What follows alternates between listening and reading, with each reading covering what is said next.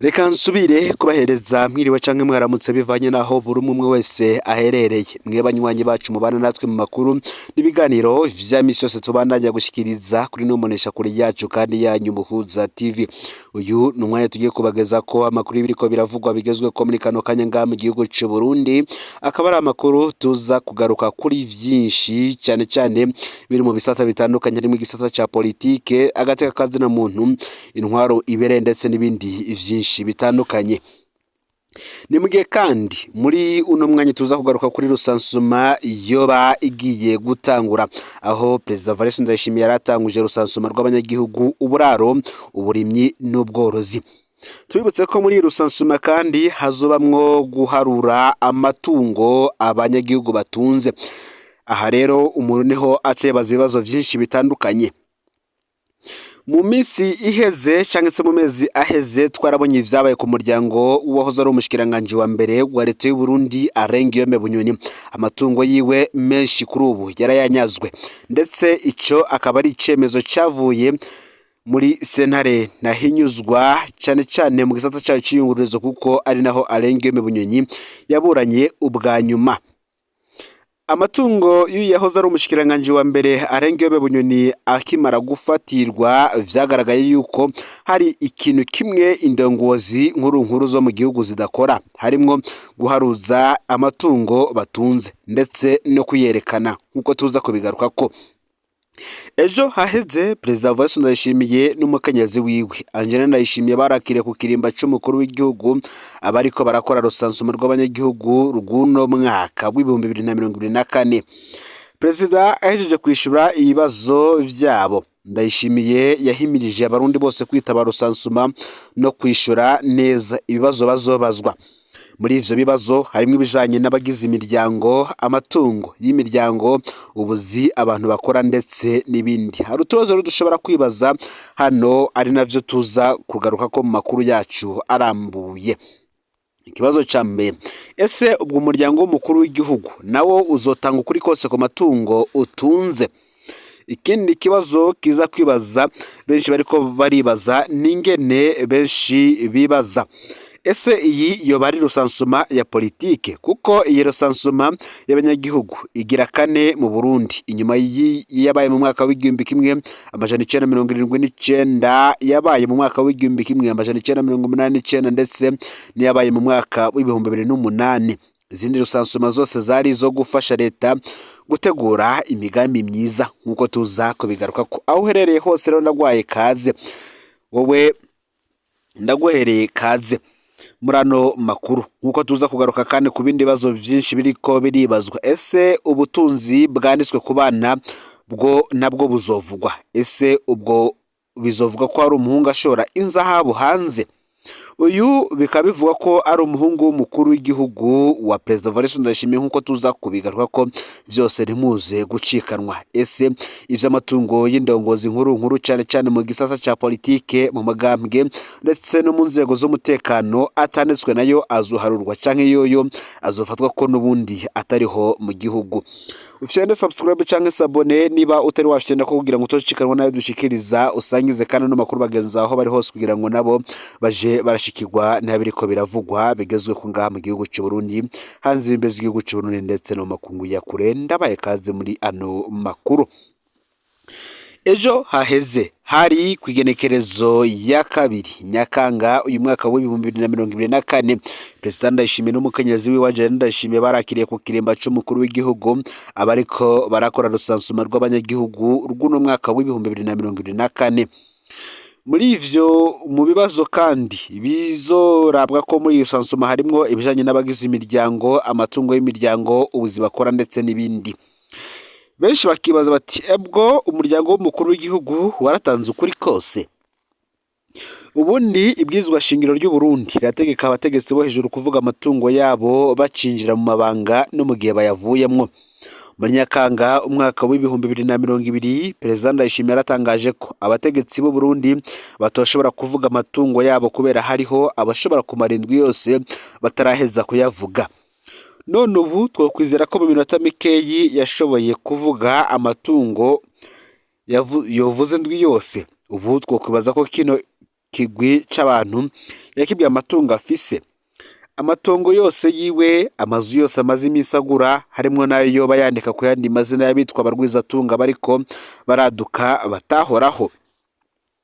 Muri no minsi uza wumva haduka umuntu atahora azwi ngo yubatse inzu ya mbere ndende mu Burundi, ngo mu mafaranga yiwe atadeni asavye. Wobaza uti ko uyu muntu yubatse mu Kanyisasi inzu y'amamiliyaridi yoba yahora atanga ikori muri oberi yerekana ko yinjiza amamiliyaridi nyene? Inyishu ngo bakwishura ngo reka kutubaza ivyo bibazo ntibidukwegere, ngo muwomenya ko n'ico kibanza yubatsemo kiri mu matati, kivuga ko coba caranyazwe umuryango wabishwe mu mwaka w'igihumbi kimwe amajana icenda mirongo irindwi na kabiri, kandi ko coba caraguzwe n'umwe wo hejuru cane tutavuga izina. Uzawumva kandi ngo umuntu yagiye mu nama y'umukuru w'igihugu agasaba ko bomuha kubaka isoko nkuru ya Bujumbura atahiganwa na rito ribaye, ukaza wumva ngo rya soko barimuhaye. Boja kuraba ugasanga aciye ukwezi bari bamuhaye andi masoko atatu adasanzwe kubaka ibindi bintu vy'amamiliyaridi. Amasezerano agasinywe mw'ijoro, abandi bakozi mu bushikiranganji bose batashe, bakazana amasosiyete atatu asinyira ayo masoko, ariko bajije ugasanga abo bose ni umuntu umwe. Uti mbega birya vyo ni ibiki? Ngo wa muntu uzokwikwegera mu bintu baza, ngo ngaha vyose uraraba ukigera juju ugakoma amashi mu bandi bakibaza ko utabona imikino ihari. Hari amazina ubundi ngasinya, ariko amazina y'ukuri ari hamwe hejuru cane tutavuga. Ni mugihe kandi hari uyundi yaduteye inkuru agira ati Perezida Ndayishimiye yapfuye gufata amabanga nta kwezi kwaheze, abarwizatunga bakeyi bari bamaze gushira imiliyaridi 9 kuri konti ya Fondation Mugiraneza muri Bankobu. Igikorwa cyo guharura izo noti ngo nticari coroshe wa muntu we, urabaza abakozi ba Bankobu bazogucire agace. Ati iyo si inkuru mbarerano, nivyo niboneye n'amaso yanje kandi mfitiye ivyemezo. Amazina y'abo badandaza turafite. Ati wibaza ko ingabire bene izo zizandikwa mu matungo abantu bafise? Ni winumire ntudukwegere gusa. Ubundi ati ubwo mu bikorwa urya tutavuga izina akora, hoba hazubamwo ivyo gucukura ubutare? Ese hazubamwo ko bena Mayondori basangiye gucukura ubutare Imuyinga? Ni mu gihe uyundi nawe ayica umuryati ubwo butunzi bwanditse ku bana bwo buzovugwa, kuko birazwi yuko hari benshi mu bana b'abategetsi bakomeye cyane bo hejuru bafise n'abamatungo adasanzwe mu gihugu, ndetse bamwe bakaba baratangwe no gushora imitahe muri mu mashirahamwe akorera hanze y'imbibe z'igihugu. Ngase ubwo bizovuga ko hari umuhungu ashora inzahabu hanze. Ese uwo muhungu wewe ninde? Ubwo bizovuga ko abana bari mu bambere bahabwa amanoti ya payeje ndetse na bije. Ubwo bizokwandika ko transfo y'amatara menshi yaduka aturika maze igihe gito harimwo ayaranguwe n'umwana w'urye tutavuga izina. Ngo Rusansuma we ibi vyose uzobimenya. Babasuma twama twumva Perezida Ndayishimiye avuga bo babagiye kuvuga amatungo yabo. Ibi rero benshi bakabifata nkaho ari Rusansuma ya politike. Iyi ikaba ije ari Rusansuma igira kane. Ari Rusansuma y'abanyagihugu igira kane, inyuma y'abaye mu mwaka w'igihumbi kimwe amajana icenda mirongo irindwi n'icenda, mu mwaka w'igihumbi kimwe amajana icenda mirongo umunani n'icenda, ndetse no mu mwaka w'ibihumbi 2008. Izindi Rusansuma zose zari zo gufasha leta gutegura imigambi myiza. Ariko Rusansuma y'uno mwaka yo ngifise ico yisangije. Abategetsi baherutse kuyiha iyindi ntumbero, kwerekana ko Uburundi atari cyo gihugu ca mbere gikenya mw'isi, kwerekana ko CNDD-FDD yakoze ibihambaye mu iterambere ry'abarundi.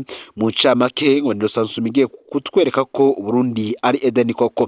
Gusa Rusansuma isanzwe ni Rusansuma ya propagande, ni Rusansuma ya politike. Ngo none iyo Rusansuma itangwa abategetsi baza bazi nibizoyivamwo, umuntu yoyitega ko vyinshi. Intwara CNDD-FDD ingebaye ikoresha ibinyoma gusa. Yoba igiye kuvuga ukuri canke igiye kuduha ibiharuro vyamaze gutegurwa kumwe kw'amatora bajamwo ibizoyavamwo bizwi. nimwe kandi tumaze iminsi turonka imyidogo myinshi cyane y'abatumwe ico gikorwa ca rusansuma. Baravuga ingene bakoze ivyigwa bakarinda babirangiza badahawe udufaranga two kwiyunguruza ku munsi. Baravuga kandi ingene bahawe gukorera kure cyane y'iyo bava, kubera haherutse gushirwaho amakomine manini cyane. Umuntu ava muri komine Kibago mu ntara ya Makamba yatubwiye ko azokorera rusansuma muri komine Kayogoro. Ariko kubera ayo makomine yose ubu yitwa komine Makamba, aho vyitwa ko bariko bakorera muri komine imwe gusa, ku munsi bandikiwe amafaranga 10,000, mu gihe ayo mafaranga bidakunda ko bayiyunguruzamwo ndetse banayafunguremwo. Aho rero ni mu gihe atarufaranga na rumwe bararonka. Ikindi kibazo bidogera kandi ni ibijanye n'ibikoresho bazokoresha bidakwiye. Abandi bidogera ingene bazokoresha tablet zisaba internet, kandi hariho uduce twinshi internet idakora. Aho nyene ngo abo nyene batumwe gukora rusansuma barangiza bagira bati aha kuko bariteze ibiharuro vy'ukuri mu gihe bariko badufata nabi gutya, ngo bazosanga benshi bakoze ivyo kwikurako gusa. Bamwe bati twizere ko umushikiranganji wa mbere wa leta y'u Burundi Gervais Ndirakobuca azokorera kuri iyi myidogo hakiri kare, maze rusansuma ikamuha inyishu z'ukuri nk'uko bitangazwa. Tukiri kuri ibi kandi birabana na rusansuma, reka tubabwire amanyanga cyangwa se ngo ubusuma bwa leta muri rusansuma. Ni mu gihe ngo hari intambara hagati ya leta n'abayifasha, ngo ni kuki bateguwe gukora rusansuma, abateguwe gukora rusansuma batararonka amafaranga. Mbega ni biki bizokononekara? Ivyo nivyo twabateguriye muri kano kanya. Tugiye gushira hanze ivy'amatohoza yakozwe mu nyanga leta yateguye ivyatumye amafaranga ataraboneka n'ibizokononekara muri rusansuma yateguwe. Muri iki gice ca mbere tugiye kurabira hamwe ubusuma bw'amafaranga bwateguwe n'abategetsi ba leta. Igice ca kabiri nako tukaza kurabira hamwe ibishobora kononekara. Reka tubanze tubamenyeshe ko abateguwe gukora rusansuma barangwa n'inyidogo kuko atana 10 barigera baronka. Abakoze formation canke ababahaye inyigisho, les formateurs nkuko twaheruka kubishikiriza, bose inzara iri mu kubica, nkuko n'amafaranga 10,000 bari bemerewe buri munsi atayo bigeze bahabwa. Vyose ngo vyatewe n'ubusumwa bw'amafaranga abategetsi bateguye gukora. Ivyatumye haduka ico twokwita intambara hagati ya leta n'abayifasha, kuko amashiramwe mva makungu ONG ayifasha yifuza ko amafaranga ahabwa abari ku gikorwa atahandi aciye. Leta nayo igasaba ko amafaranga aca kuri konte yayo kugira abone gushikira bateguwe gukora ico gikorwa, kugira bikunde leta inyonora amafaranga nkuko tuza kubibona imbere. Tubanze tubamenyeshe ko igikorwa ca rusansuma gifashwe mu mugongo n'amashiramwe mpuzamakungu nka PNUD, USAID, OIM, FAO, FIDA, UNESCO, OCHA, JICA, UNICEF ndetse n'andi mashiramwe mpuzamakungu. Mu nshamake rusansuma izokorwa iminsi 24, harimwo iminsi 21 yo gukora bisanzwe ndetse n'iminsi 3 yo gukora ico bita numeration.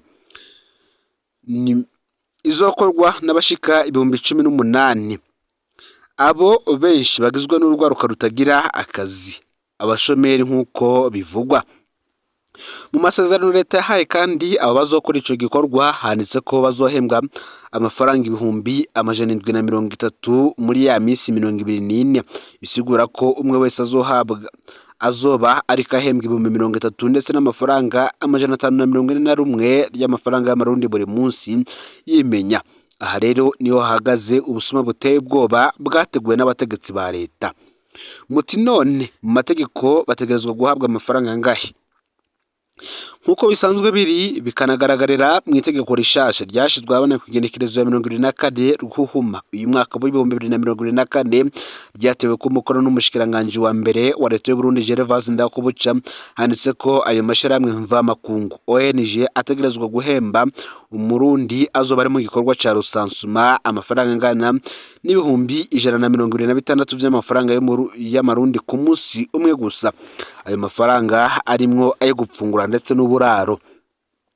Muri kino gihe rero amakuru twatohoje nuko ya mashyirahamwe mpuzamakungu ONG ashaka kwihembera abarundi bateguye muri ico gikorwa ca rusansuma, akaba amafaranga mu ntoke adaciye ku wundi muntu, ariko abategetsi ba leta nabo bakaba baranse, bategeka ko ayo mafaranga abanza guca mu minwe ya leta ibone kwihembera abo bakozi.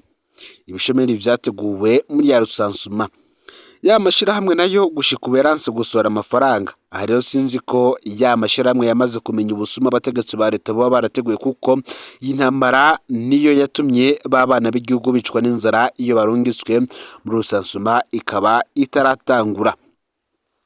Ni hehe rero hahagaze ubusuma bwateguwe? Mu gihe amafaranga yasohoka amashirahamwe mpuzamakungu azosohora ibihumbi 126 ku muntu umwe buri munsi, leta nayo izocemo umwe muri rusansuma amafaranga 30,541 y'amafaranga y'amarundi ku munsi umwe.